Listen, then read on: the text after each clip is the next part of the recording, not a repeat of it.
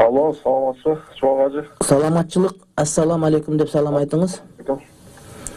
Ассаламу алейкум деп салам айтыңыз. Ассаламу алейкум. Ва алейкум ассалам ва рахматуллах баракат. Кулак сизде?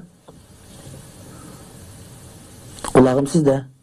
Угуп атасызбы? Жакшы угуп атат. Абдан жакшы угуп атам. Кулагым сизде? Азыр мындай маселе болуп атат да. Жашаганыбызга 5 жылдан өтүп калды да, келинчегибиз менен. Анан ортобузда бала жок да.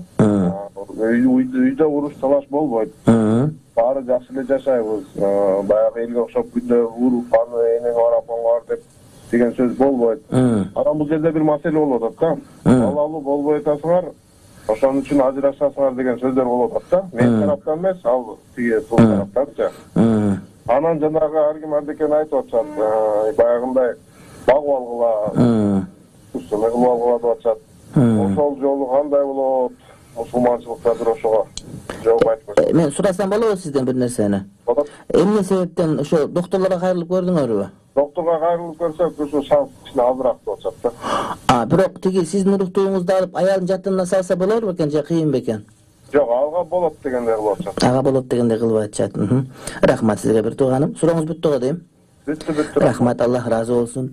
Чындыгында адамдардын ортосунда балалуу болбогон себептен аларды ажыраштыруу бул туура эмес. Маселен анткени кийинкиден деле балалуу болбой калуу ыктымалы толук түрдө бар да. Аны ошондуктан эгерде ынтымак жашап атышкан болсо, анда кереги жок. Анткени Кудай таалам баланы берип деле, бирок ошол балдардын эч кандай баанасы болбой калып, төрөлгөн балдар бала эмес, бале болуп калган учурлар дагы бар. Ошол себептен мынакей карылар үйүнө барса, канчалаган карылар ошол бапесте өстүргөн балдар өздөрүн карабай койгондугу дагы бар. Ошол себептен Кудай бала берсе ошого ыраазы болуп, эгерде бала бербесе ага дагы ыраазы болуп, колдон келген жакшы жашоону баштан өткөрүүгө аракет кылуу, бул ойлойм мен эң туура маселе деп. Анан ынтымак болгула, эгерде ошол такыр эле балалуу болбой аткан себептен ортоңордо бир ырк келбей калган болсо, анда сиздин уруктугуңузду алып ошол аялыңыз жатынына медициналык жол менен салууга шарият уруксат берет. Анткени ортоңордо никеңер бар. Эгерде нике жок болгон болсо, анда бул нерсеге тыюу салынат эле.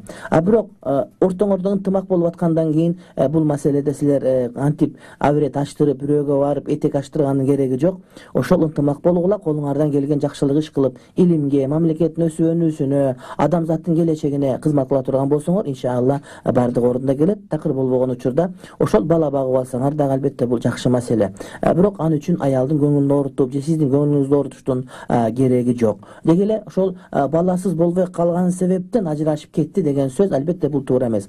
Анан өткөндө мен Саресеп гезитинде ушул туурасында макала жазып, эгер андай боло турган болсо, эгер аял себептен боло турган болсо, анда экинчи аялга үйлөнсөңүз да ошол экинчи жубайдан төрөлгөн балдарды эки аял ортосунда бага берет десем, башка бир көрөрман, ошол угар окурман айтыптыр, бул чаламолдо эмне деп сүйлөп атат, азыр деген медицина өнүгүп кеткен, барса антип төрөтүп коет, мындай кылып төрөтүп коет деген кептерди айтып, ошол жанагы чаламолдо дин бузар деп мага сөз айткан бир аялды көрдүм. Анан мен ага капа болгон жокмун. Бирок ал нерсе түшүнсө болмок, менден молдо катары сурайт адам. Маселен менден врач катары, же болбосо жанагы Сабырбеков деген врач, же болбосо азыркы дагы ким, жанагы биздин министр ошол деп сураган жер жок. Менден Чубак ажы деп сураган себепти мен ага ошол шариятыбызда эң жакшы жолдордун бирин айтам. Анын үстүнө көп аялдуулук бул өлкөбүздө, коомубуздагы көптөгөн проблемаларды чечүүгө жардам берет. Кудай таалам ынтымак берсин, ырашкерлик берсин дагы, тиги аялыңыздын төркүндөрү ошентип кийлигишкендигин таптакыр койсун деп айтмакчымын.